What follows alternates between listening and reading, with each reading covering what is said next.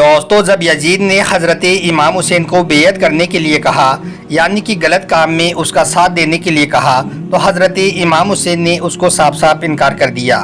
یہاں سن کر یزید نے اپنی فوج کو حکم دیا کہ اگر امام حسین میری بیعت نہ کرتا ہے تو اس کا قتل کر دیا جائے۔ یہ دیکھ کر حضرت امام حسین نے خون خرابے سے بچنے کے لیے مدینہ چھوڑنے کا فیصلہ کر لیا۔ پھر امام حسین اپنے کچھ ساتھیوں کے ساتھ مدینہ چھوڑ کر جانے لگے، جن میں عورتیں بھی تھیں، بچے بھی تھے، بوڑھے اور جوان بھی تھے۔ کل ملا کر 72 لوگوں کا یہ قافلہ تھا۔ چلتے چلتے آپ عراق کے کربلا کے میدان میں جا پہنچے اور کربلا کے میدان میں جا کر آپ نے اپنا پڑاؤ ڈال دیا، مگر پیچھے پیچھے ہی یزید کی فوج بھی کربلا کے میدان میں آ پہنچی۔ سب سے پہلے تو یزید کی فوج نے پانی پر اپنا قبضہ کر لیا، یعنی کہ امام حسین اور ان کے ساتھیوں پر پانی کے لیے روک لگا دی۔ اس کے بعد یزید کی فوج نے امام حسین اور ان کے ساتھیوں پر طرح طرح کے ظلم و ستم کرنے شروع کر دیے۔ پھر 9 محرم کے دن انہوں نے امام حسین کے قافلے پر حملہ کر دیا۔ یہ دیکھ کر حضرت امام حسین نے حضرت عباس سے کہا کہ اے عباس، یزید کی فوج کے پاس جاؤ اور جا کر ان سے کہو کہ نواسہ رسول کہتا ہے کہ ان کو 1 رات کی مہلت دی جائے تاکہ وہ اللہ کی عبادت کر سکیں۔ پھر حضرت عباس یزید کی فوج کے پاس جاتے ہیں اور ان کو حضرت امام حسین کا یہ پیغام سناتے ہیں۔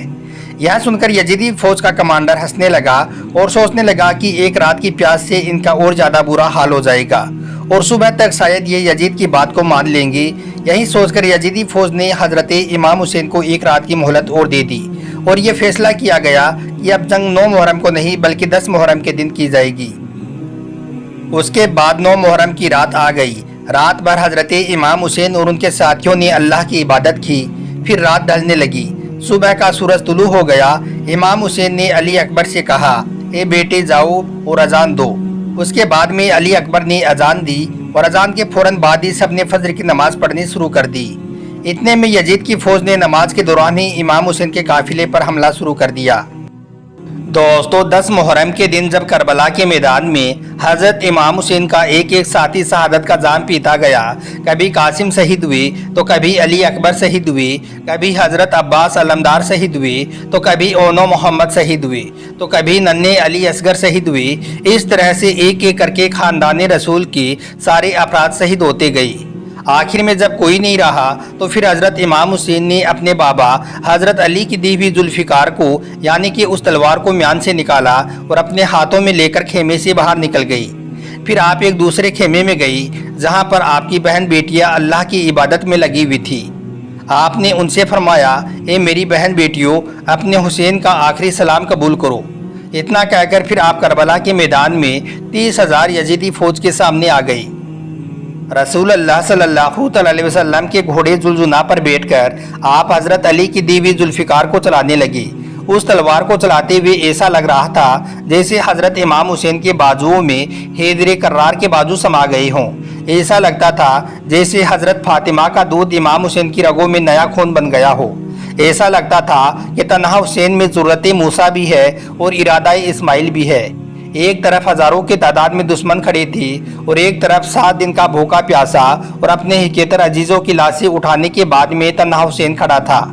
مگر امام حسین کا ارادہ پہاڑ تھا۔ آپ اپنی تلوار چلاتے رہے اور دشمنوں کا صفایا کرتے رہے۔ تلوار چلتی رہی، پشتوں کے پشت لگتے رہے، لاشوں کے ڈھیر لگا دیے۔ یہ دیکھ کر یزید کی فوج، جس میں 30,000 لوگ شامل تھے، سب کے سب حیران رہ گئے۔ سوچنے لگے کہ اب اس تلوار کو کیسے روکا جائے، کیونکہ اب اس تلوار کا رکنا یزیدی فوج کے لیے بہت ضروری تھا۔ اگر یہ تلوار رکے گی تو یزیدی بچیں گی۔ حضرت امام حسین اپنی تلوار سے یزیدی بھیڑیوں کو اس طرح سے کاٹتے جا رہے تھے جیسے کہ کوئی گاجر مولی کو کاٹتا ہے۔ سب سے پہلے حضرت امام حسین نے میمنہ پر حملہ کیا تو پورا میمنہ صاف ہو گیا۔ پھر شیر خدا محاصرے کی طرف بڑھے تو پورا محاصرہ صاف ہو گیا۔ پھر یزید کے قلب پر حملہ کیا تو پورے لشکر کا قلب صاف ہو گیا۔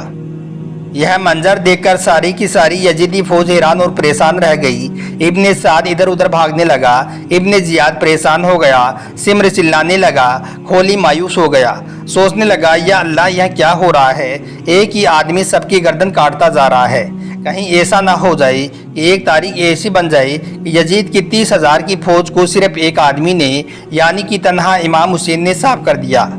दूर खड़े दुश्मन सोचने लगे कि अब इस तलवार को रोकना बहुत जरूरी है, लेकिन उनके कुछ समझ नहीं आ रहा था कि अब इस तलवार को रोका कैसे जाए।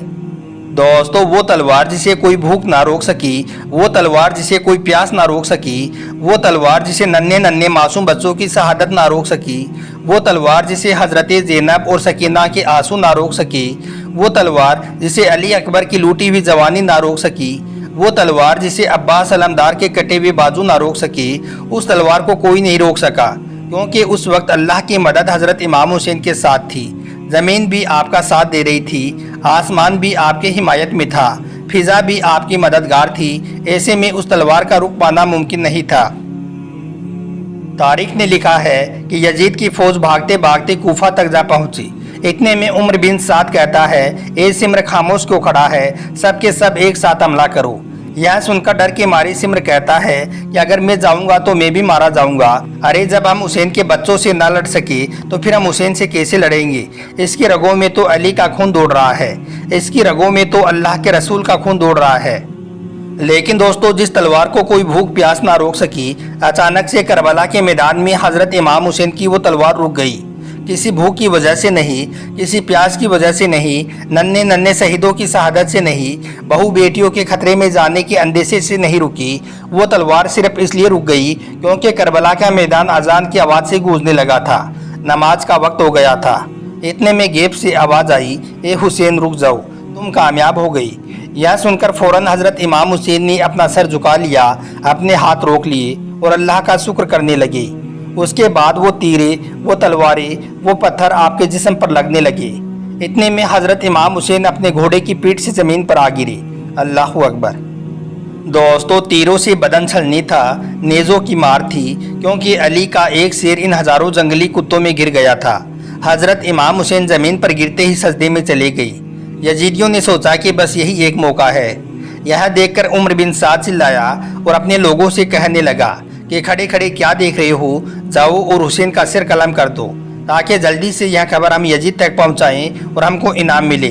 लेकिन उसके बाद में जो कोई भी इमाम हुसैन का सर कलम करने के लिए पास में जाता तो इमाम हुसैन की आंखों में अल्लाह के नबी सल्लल्लाहु अलैहि वसल्लम का चेहरा नजर आ जाता। यह देखकर वो कांपने लगता और रोता हुआ वापस भाग जाता। इतने में सिमर चिल्लाया और कहने लगा, यह काम तुमसे नहीं होगा, लाओ खंजर मुझे दो। फिर सिमर खंजर लेकर इमाम हुसैन के करीब गया तो सिमर ने देखा कि उस वक्त हजरत इमाम हुसैन सजदे की हालत में है। सिमर ने फौरन ही वो खंजर इमाम हुसैन की गर्दन पर रख दिया और जैसे ही वो चलाने लगा तो इतने में सिमर ने देखा कि इमाम हुसैन सजदे की हालत में कुछ कह रही हैं। सिमर मुस्कुराया और सोचने लगा कि शायद इमाम हुसैन अपने किए पर पछतावा कर रही है। बस यही सोचकर उसने अपना कान करीब किया और इमाम हुसैन की बातों को सुनने लगा। इमाम हुसैन कह रही थी, ए अल्लाह हमारी शहादत को कबूल फरमा, मैंने तुम्हारे दीन के लिए अपना सब कुछ, अपना घर बार सब कुछ कुर्बान कर दिया है। या अल्लाह तू गवाह रहना, तेरे नबी के नवासे ने तेरे दीन के लिए अपना सब कुछ लुटा दिया है। सिमर ने जब देखा कि इमाम हुसैन इस हालात में भी अल्लाह का शुक्र अदा कर रही हैं, अपने रब की हमदो सना कर रही है, तो यह देखकर सिमर हैरान रह गया। फिर वो घबराहट के मारे इमाम हुसैन की गर्दन पर खंजर चलाता रहा और हजरत इमाम हुसैन अल्लाह का जिक्र करते रहे। इस तरह से फिर नवासाई रसूल का सर मुबारक तन से जुदा कर दिया गया। अल्लाह अकबर। बस इतनी ही देर में अंधेरा छा गया।